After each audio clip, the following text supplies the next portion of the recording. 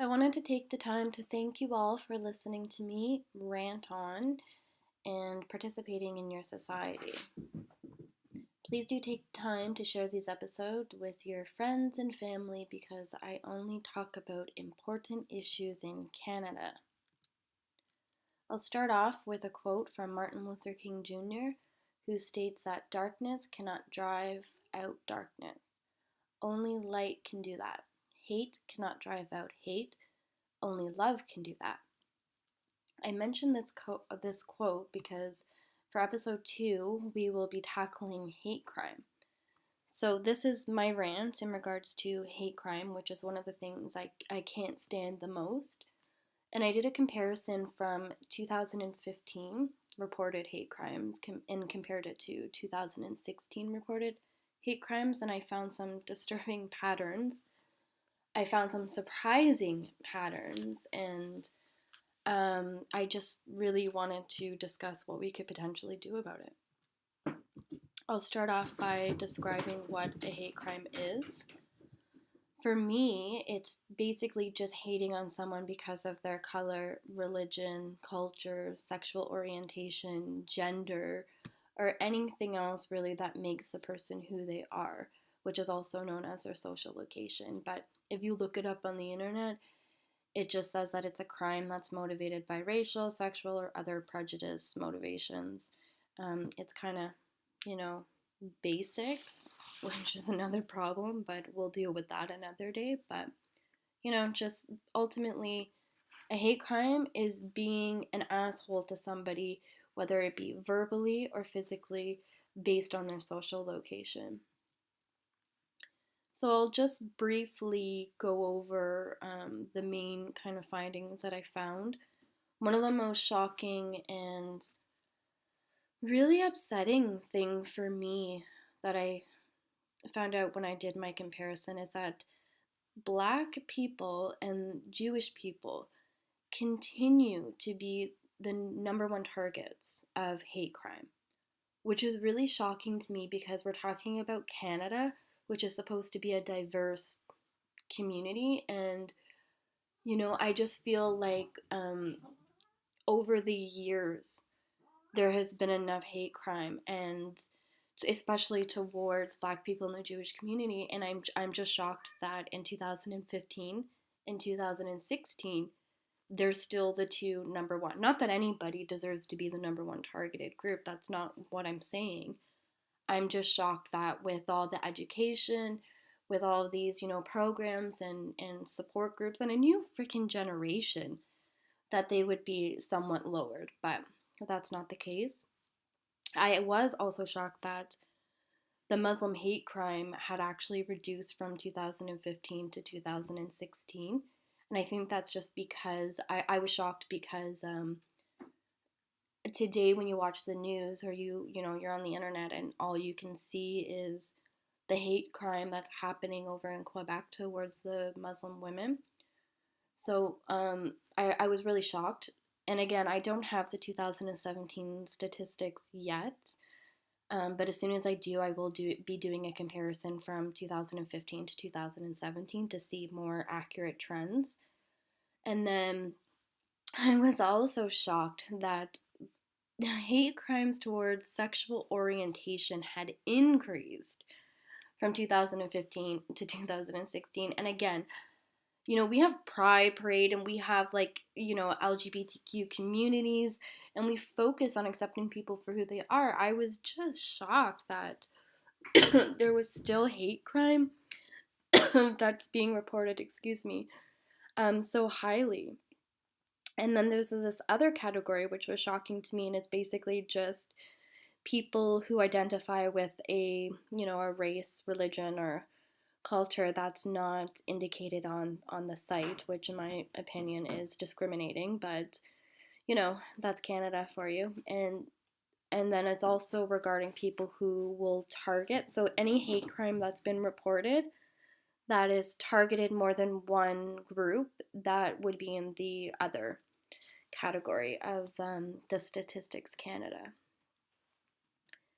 So I just want to briefly go over the 2015. So these were the most targeted groups of hate crime.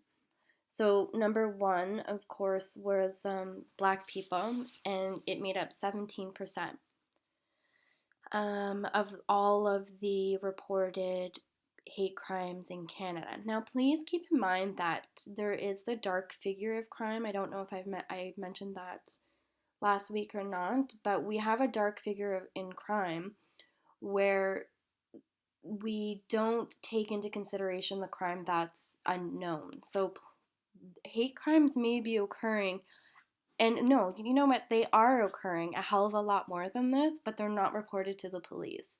And so they're unknown. So these are only reported crimes. So imagine the numbers and how high the numbers would be if every single occurrence of hate crime was actually reported. So in 2015, there was 224 hate crimes against Black people in Canada. 224. Like it just baffles me. And then 178 crimes against Jewish people.